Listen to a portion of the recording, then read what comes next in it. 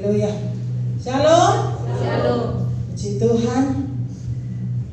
Kalau saat siang hari ini kita masih boleh ada memberikan waktu kita yang terbaik untuk Tuhan, sangat luar biasa. Haleluya. Fisik kita ini tidak terbuat dari baja, sehingga ketika ada perubahan cuaca pun kita bisa kena dampaknya.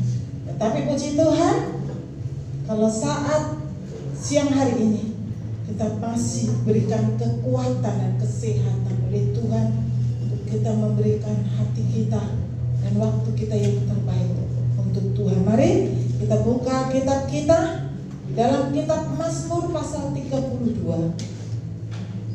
Mazmur 32 ayat yang ke-6. Haleluya. Puji Tuhan. Sudah dapat semua? Mazmur pasal 32 ayat ke-6 kita baca bersama-sama. Demikianlah firman Tuhan. 2, 3. Sebab itu hendaklah setiap orang saleh berdoa kepadamu selagi engkau dapat ditemui. Sesungguhnya pada waktu banjir besar terjadi, itu tidak melandainya. Haleluya. Puji Tuhan, saudaraku yang dikasihi Tuhan. Sekali lagi saya katakan tadi, fisik kita tidak terbuat dari baja, ya. Dan cuaca seringkali tidak bersahabat dengan kita. Tetapi saat siang hari ini firman Tuhan mengingatkan kembali kepada saudara dan saya. Di sini dikatakan, sebab itu hendaklah setiap orang saleh berdoa kepadamu selagi engkau dapat ditemui. Luar biasa. Kalau di sini dikatakan selagi engkau dapat ditemui, artinya ada saatnya Tuhan tidak akan dapat ditemui lagi. Oleh karena itu, sementara kesempatan masih ada, kita bisa menemui Tuhan, kita harus berikan waktu kita untuk berdoa. Kenapa kita perlu berdoa, saudara? Doa adalah sebuah bentuk komunikasi yang harus kita lakukan sebagai orang percaya. Banyak orang Kristen ini malas untuk berdoa. Saya katakan, berdoa 5 menit itu sangat sulit bagi orang Kristen. Tapi untuk nonton sinetron sampai 1 jam dia betah. Tapi untuk berdoa 5 menit itu sangat sulit. Kenapa? Karena memang tantangan dan godaannya itu sangat banyak, sangat besar. Saudaraku yang dikasihi Tuhan, padahal sering kita mendengar bahwa doa ini adalah nafas. Nafas orang percaya. Kalau kita tidak berdoa berarti kita tidak bernafas dong. Kalau kita tidak bernafas berarti kita ini mati sebenarnya, walaupun kita masih hidup. Untuk itu kita perlu berdoa. Firman Tuhan mengingatkan kepada kita, sebab itu hendaklah setiap orang saleh berdoa kepadamu selagi engkau dapat ditemui. Doa adalah kewajiban setiap orang percaya, bukan pada saat kita membutuhkan. Bukan pada saat kita punya masalah kita berdoa. Tetapi setiap saat kita harus memberikan hati dan waktu kita untuk berdoa. Adakah waktu yang sudah saudara berikan untuk Tuhan untuk berdoa? Saudara harus mulai mengambil sikap, apalagi dalam situasi yang seperti ini, situasi yang tidak menentu ini. Saudaraku yang dikasihi Tuhan, mengapa di sini dikatakan mengapa orang saleh harus berdoa? Kok yang disuruh justru orang saleh? Orang saleh hendaklah berdoa. Bayangkan saja. Orang saleh itu kan orang yang sudah hidup dalam kebenaran ya. Tapi itu pun masih diperintah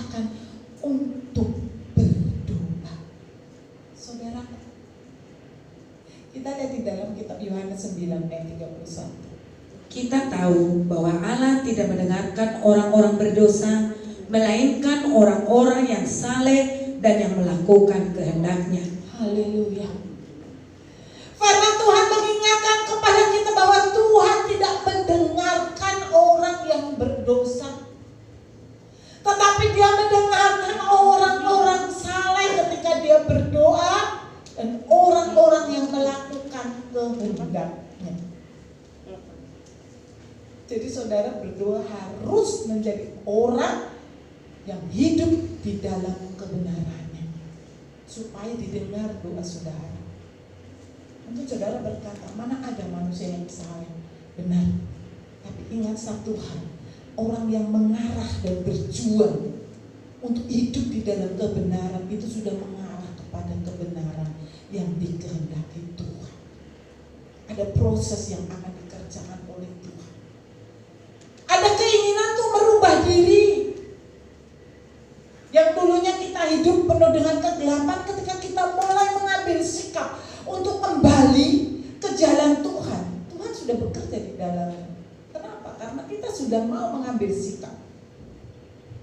Maka di sini Tuhan mengatakan bahwa Allah tidak mendengarkan orang-orang berdosa, tetapi Dia mendengarkan orang-orang saleh yang melakukan kehendak-Nya. Maka di sini dikatakan hendaklah orang saleh berdoa, bukan dikatakan hendaklah manusia berdosa berdoa, tidak. Hendaklah orang saleh berdoa. Kalau saudara merasa sekarang aku kan belum orang saleh, mari kita berjuang memperbaiki diri kita, memperbaiki hidup kita, memperbaiki karakter kita, supaya apa? Kita boleh menjadi orang yang diperhitungkan oleh Tuhan, masuk di dalam orang-orang yang hidup di dalam kebenarannya. Saudaraku yang dikasihi Tuhan, karena hanya doa orang saleh yang didengarkan oleh Tuhan. Sering saya sampaikan ketika menyampaikan kebenaran firman Tuhan, banyak orang berdoa, bahkan firman Tuhan mengatakan air matanya sampai menjadi darah pun tidak didengar oleh Tuhan, bila mana tidak ada perubahan di dalam dirinya. Jadi tergantung kita, tergantung saudara dan saya. Adakah kita mau dirubah oleh Tuhan? Adakah kita mau dibentuk oleh Tuhan? Supaya kita sesuai dengan apa yang dirancang Tuhan di dalam setiap kehidupan kita. Sekali lagi ternyata Tuhan hanya mau mendengarkan orang-orang saleh, yaitu orang yang mau berjuang memperbaiki diri untuk berubah dari kehidupan lama masuk dalam kehidupan yang baru, menjadi manusia yang melakukan kehendak Tuhan. Saudaraku yang dikasihi Tuhan, Tuhan tidak pernah menolak orang saleh, tidak pernah menolak. Kita lihat di dalam kitab Ayub 8 ayat 20. Ketahuilah, Allah tidak menolak orang yang saleh, dan Ia tidak memegang tangan orang yang berbuat jahat. Haleluya. Tuhan itu tidak pernah menolak orang saleh, bayangkan saja. Tidak pernah menolak, karena Dia tahu apa yang menjadi kebutuhannya. Saudaraku yang dikasihi Tuhan, seminggu ini kami ini perjuangan berat ya. Kami bertiga grup baru, dan dapat dikatakan mengerikan. Mengerikannya apa? Panas sampai 40, turun, panas lagi, turun. Saya bilang, Tuhan, apa ini? Saya nangis. Kami pikir Tuhan. Saya bertanya, Tuhan apa ini? Kenapa naik turun? Sudah ke dokter ya saudara. Dokter bertanya, penciumannya gimana Bu? Gimana mau penciuman? Bisa mencium sesuatu. Sedangkan kita juga dalam kondisi sedikit ada ingus, nggak mungkin kita dapat penciumannya, kepekaan penciuman pasti juga berkurang. Gimana pengecapnya? Semuanya pahit, gak bisa makan. Gak tahu rasa makanan itu apa. Menangislah saya. Saya katakan kepada Tuhan, Tuhan, penyakit apa yang sedang menyerang kau? Saya katakan, COVID kah Tuhan? Kalau COVID kena ke saya Tuhan, mana dong janji Tuhan sama saya? Saya nangis sendiri. Saya sering katakan kepada Tuhan bahwa Tuhan menjaga saya, menjaga keluarga, menjaga jemaat-Mu. Kalau saya sampai kena COVID Tuhan, bagaimana dengan pelayanan ini? Saya menangis. Saya tolak, saya hancurkan terus. Darahku yang dikasihi Tuhan. Karena saya tahu ini pekerjaan setan ingin melemahkan saya. Pas kurang lebih 1 tahun Bapak Gembala, saya drop, benar-benar drop. Saudaraku yang dikasihi Tuhan, ketika saya menangis, besoknya lagi saya ke dokter, tensi drop 100/60, sampai didoping saudaraku ya, didoping dengan berbagai macam vitamin yang disuntikkan ke saya. Saya katakan kepada Tuhan, Tuhan, bukankah darah-Mu ada di dalam diriku? Engkau yang memberikan kekuatan dan stamina buat diriku. Saya menangis. Dan saudaraku, setelah itu kemudian mulailah panas itu tidak balik lagi. Panas itu turun, hilang.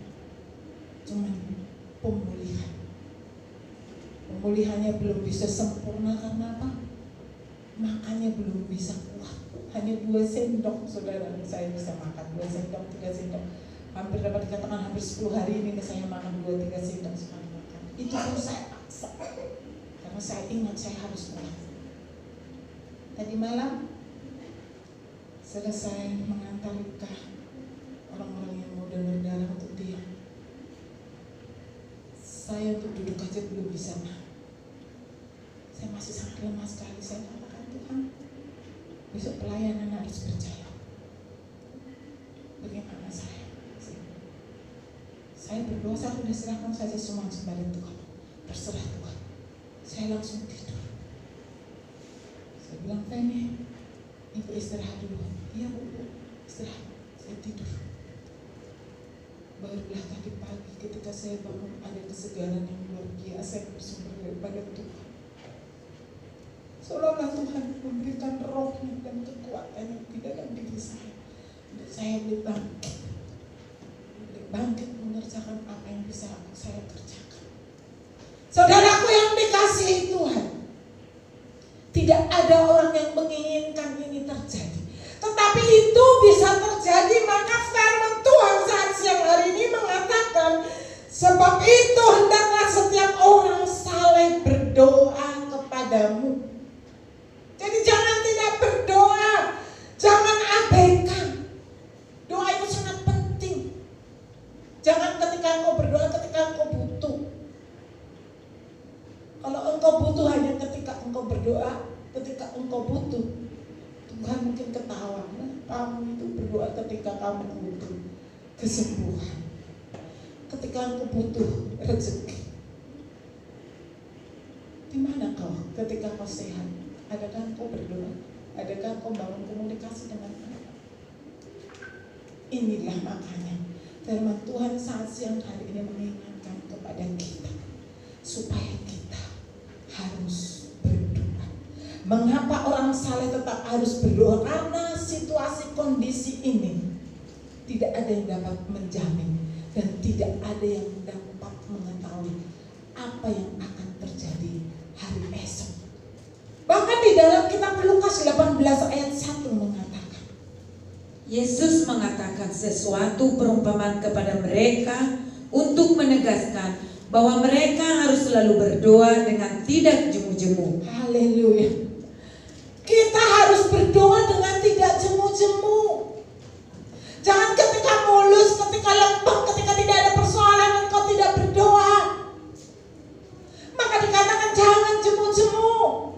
Harus berdoa apalagi situasi yang seperti ini. Saudaraku yang dikasihi Tuhan, virus corona ini kita pikir sudah mulai mereda, ya. Tapi ternyata memang tidak diekspos, saudara. Virus corona ini sudah masuk di dalam klaster keluarga. Tahu klaster keluarga? Satu keluarga bisa habis. Di Kelapa Gading, satu keluarga habis. Pertama bapaknya, kemudian anak menantunya, istrinya, cucunya 2 masuk ke rumah sakit. Saudara, mana saudara dan saya berlindung? Kemana saudara dan saya berlindung? Kalau bukan dengan doa kita supaya Tuhan membentengi dan melindungi kita, maka di sini dikatakan sesungguhnya pada waktu banjir besar terjadi, itu tidak melandainya. Ini banjir besar loh, saudaraku yang dikasihi Tuhan. Situasi sekarang ini gambaran daripada banjir besar, keadaan yang membumi, yang saya juga tidak tahu bagaimana cara menyelesaikannya. Saya dengar sudah ada vaksinnya, tapi tetap saja toh rumah sakit penuh. Rumah sakit banyak yang sudah menolak. Di gang-gang itu ditolak supaya isolasi di rumah masing-masing. Saudaraku yang dikasihi Tuhan, ingatlah, ada tangan Tuhan yang berlubang paku itu. Ada tangan Tuhan yang berlubang paku, itulah yang dapat menolong dan menyembuhkan, melindungi saudara dan saya, keluarga kita, anak-anak kita. Tidak ada yang dapat menolong kita. Bahkan para medis juga sudah banyak yang menyerah karena apa? Sudah terlalu over, sehingga mereka juga sudah kecapean, kelelahan. Saudaraku yang dikasihi itu, kenapa kita harus berdoa? Supaya kita mampu, kita kuat ketika kita menghadapi hari-hari kita ini. Lukas 21 ayat 36. Berjaga-jagalah senantiasa sambil berdoa, supaya kamu beroleh kekuatan untuk luput dari semua yang akan terjadi itu, dan supaya kamu tahan berdiri di hadapan Anak Manusia. Haleluya. Berdoa dan berjaga-jagalah supaya kamu beroleh kekuatan. Tanpa doa, saudara dan saya tidak akan kuat. Kenapa kita harus berdoa? Supaya kita beroleh kekuatan untuk luput dari semua yang akan terjadi. Luput. Saudaraku yang dikasihi Tuhan, yang dapat meluputkan saudara dan saya hanya Tuhan. Karena kita tidak tahu dengan siapa kita ketemu, dengan siapa kita berkomunikasi, kondisinya seperti apa. Tapi yang jelas Tuhan, tangan Tuhan yang berlubang paku itulah yang akan terus menjaga dan melindungi kita dimanapun kita ada. Maka sering saya katakan, tetap gunakan protokol kesehatan. Jangan abaikan itu. Kemanapun saudara bergerak berjalan. RT saya saja udah kena diisolasi di rumah sakit, saudara, yang dikasih Tuhan. Belum sembuh sampai sekarang, sudah hampir 2 minggu. Saudaraku, ingat sekali lagi, jangan abaikan doa. Doa itulah yang akan membentengimu, membentengi rumah tanggamu, membentengi keluarga, membentengi anak-anakmu. Lihat ya, saya bilang tadi di Kelapa Gading, satu keluarga. Mengerikan kan? Adakah yang berpikir berpikir sampai ke situ? Tidak. Tapi faktanya terjadi. Untuk itu jangan abaikan. Tetap kuat, tetap setia, tetap mengasihi Tuhan. Karena hanya dengan cara itulah firman Tuhan berkata, sesungguhnya pada waktu banjir besar terjadi, itu tidak akan pernah melanda kita. Kenapa? Karena ketika kita berdoa, ternyata Tuhan juga berdoa untuk kita. Kita lihat Yohanes 17 ayat 9. Aku berdoa untuk mereka, bukan untuk dunia aku berdoa, tetapi untuk mereka yang telah Engkau berikan kepadaku, sebab mereka adalah milik-Mu. Amin. Tuhan Yesus berkata, aku berdoa untuk mereka, bukan untuk dunia. Jadi tidak semua didoakan oleh Tuhan, tetapi Tuhan mendoakan untuk mereka yang telah Engkau berikan kepadamu, sebab mereka adalah milik-Mu.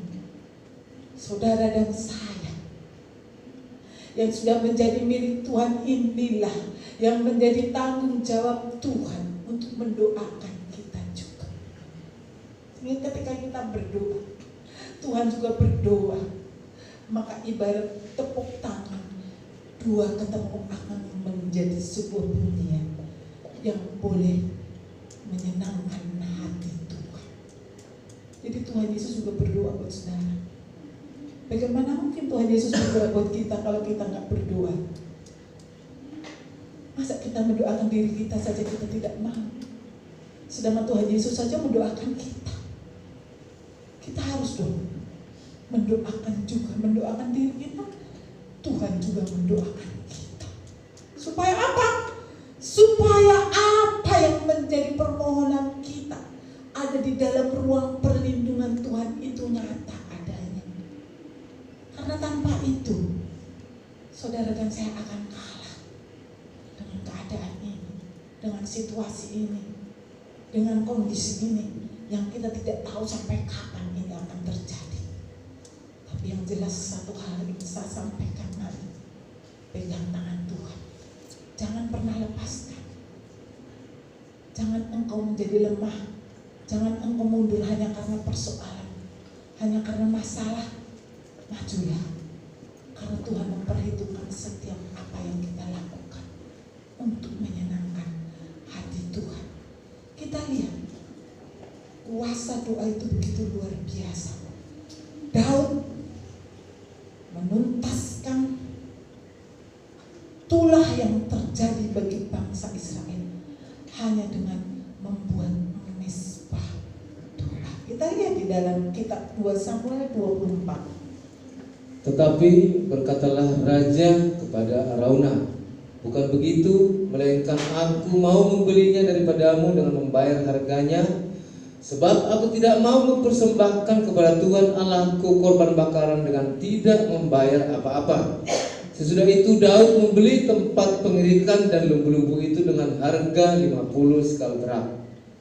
Lalu Daud mendirikan di sana mezbah bagi Tuhan dan mempersembahkan korban bakaran dan korban keselamatan. Maka Tuhan mengabulkan doa untuk negeri itu dan tulah itu berhenti menimpa orang Israel. Amin. Haleluya. Tulah itu berhenti ketika Raja Daud mengambil sikap untuk membangun mezbah doa, mempersembahkan korban bakaran di hadapan Tuhan. Dan ketika itu sampai di hadirat Tuhan, maka tulah yang menimpa bangsa Israel itu berhenti. Artinya kuasa doa itu luar biasa. Jadi jangan pernah abaikan doa. Kuasa doa itu luar biasa, mampu menghentikan tulah di bangsa Israel. Demikian juga kalau saat ini bumi ini sedang terkena dengan tulah karena tingkah laku manusia yang jahat, yang tidak mau kembali datang kepada Tuhan, maka tulah itu akan berhenti. Ketika setiap rumah orang-orang percaya membangun mesbah doa di rumah masing-masing. Mari kita bangun mesbah doa di rumah kita. Mungkin saudara berkata, aku kan bukan pelayan, gak bisa aku. Kenapa? Baca Alkitab, menyanyikan pujian, naikkan doa. Itu saja, semampu yang engkau bisa kerjakan. Supaya apa? Tulah ini segera berhenti. Kalaupun tulah itu terjadi, itu pun tidak akan pernah mengenai kita, orang-orang yang mengasihi Dia. Oleh karena itu saat siang hari ini saudaraku yang dikasihi Tuhan, ingat, firman Tuhan mengingatkan kembali kepada kita, jangan berleha-leha, jangan bersantai-santai karena kita belum mengalaminya.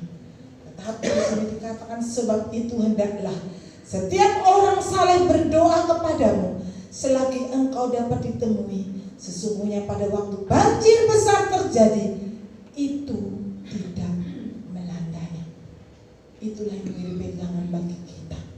Ketika kita mau mengambil waktu untuk berdoa, membangun mesbah doa keluarga kita, maka banjir besar ini tidak akan pernah melanda saudara dan saya. Karena ada darah Yesus.